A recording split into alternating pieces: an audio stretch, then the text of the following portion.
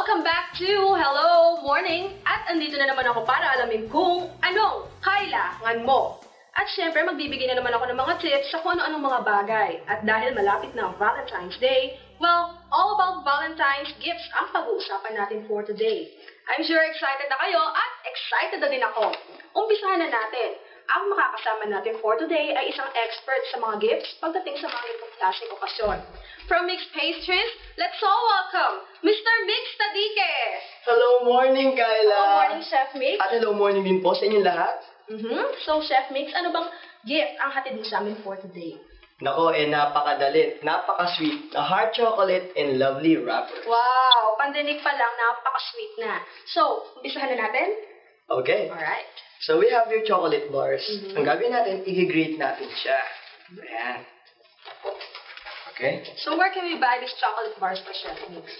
Nako, sa supermarkets, marami ito. Super mura lang. Di ba? Puro super. Okay. Alright. Transfer natin ang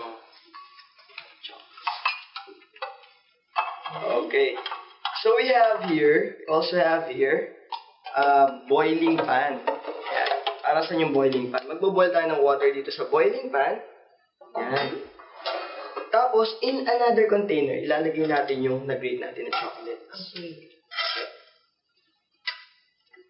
Ayan. Okay. Yan.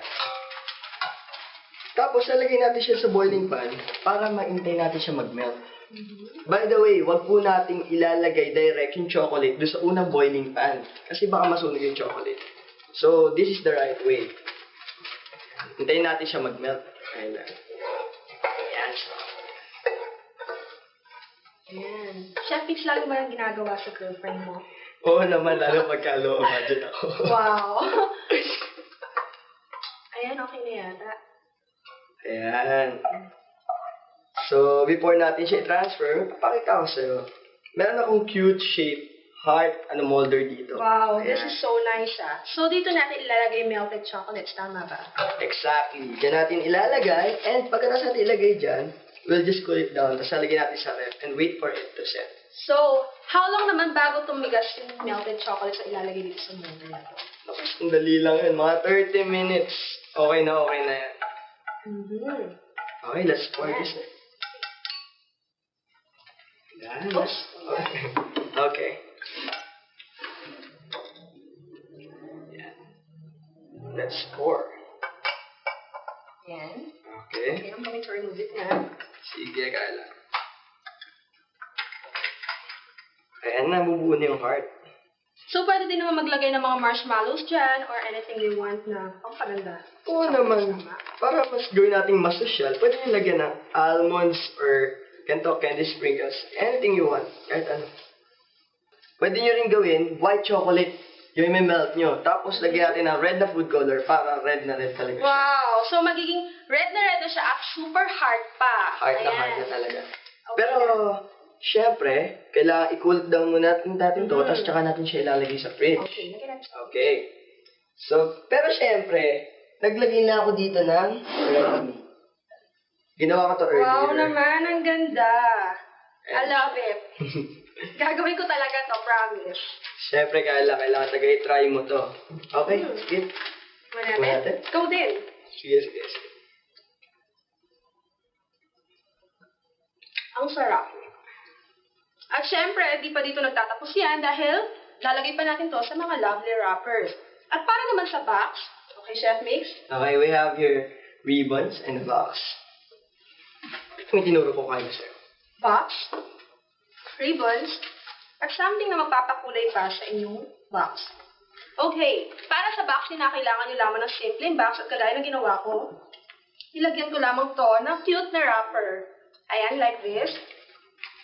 At syempre, nilagyan ko rin ng paper na pagpapatungan mismo ng chocolates sa loob. Ayan. And another paper. So, kinakailangan maging creative tayo this Hearts Day, di ba? Ayan. So, lalagyan na natin ng mga chocolates. Oops. Okay. Mamaya, Kyla, papakita mo sa kanila, tinuro ko sa'yo pag-review. Yes. Katry ko. Sana magawa ko ng maganda. Kaya mo yan. Okay. Okay, there you go. Ayan, at tatakpan. Ayan. I'm sure na magugustuhan to ng mga pagbibigyan nyo. At para naman sa ribbon, ready na ako, Chef Mix. Ayan. Ayan.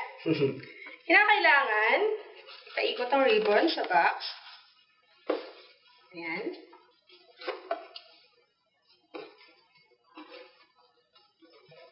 Medyo hindi ako sanay dahil hindi ako masyadong nagbibigay ng mga ginawa kong box para sa mga loved ones ko. Dapat nanonood boyfriend mo yun. Para matuto siya na mabibigay niya sa'yo. Ayan. At kinakailangan ibuhol ng 2 beses. Kailangan higpitan para syempre maganda ang pagkakakapit ng ribbon sa box. Okay. Ayan. At ilalagay ang pampaganda sa ribbon. Ayan. Kinakailangan guntingin niyo sa gilid para yun ang aayusin natin mamaya. Ayan. At ibuhol ulit ng 2 beses. 1, 2. Tama ba, Chef Mix? Yes. Ayan. Bilis mo matuto, ha? At papagandahin din na ang ribbon. Ayan, habang ginagawa ni Kyla yan, susulatan ko ng card. Okay. Ayan. Happy Valentine's Day. Hello morning. From Migs Pastries. Alright. There you go. Wow, ibig sabihin sa amin na to? O naman. Ay, nako. I love it. Now, guys, nakita niyo kung paano gawin ang heart chocolates in lovely wrappers. Di ba ang dali? Yup, sobrang dali. And you should all try this. Kasi iba pa rin talaga yung ikaw ang gumawa, yung effort mo talaga, kaysa doon sa mga ready-made na binibili natin sa stores. Ay, nako, tama ka dyan. A for effort. Super yummy at super cute naman talaga. Thank you, Chef Mix, for this lovely gift. Thank you for having me here. By the way, for cakes this Valentine's Day, you can visit our bake shop at Parumog Street, Cabanatuan City. Ang number po namin, 600-3147. Sana may natutunan kayo sa akin. Definitely. Yeah. Chef Mix, balik ka ulit. I'd love to, Kyla. Salamat. So try this out, it's Valentine's Day. Mura pero hindi halata. Very sweet, very nice. I hope nagka-idea kayo at nabigay namin kung ano, Kyla, ngan mo. More chikahan at balitang makabuluhan sa pagbabalik ng Hello Morning!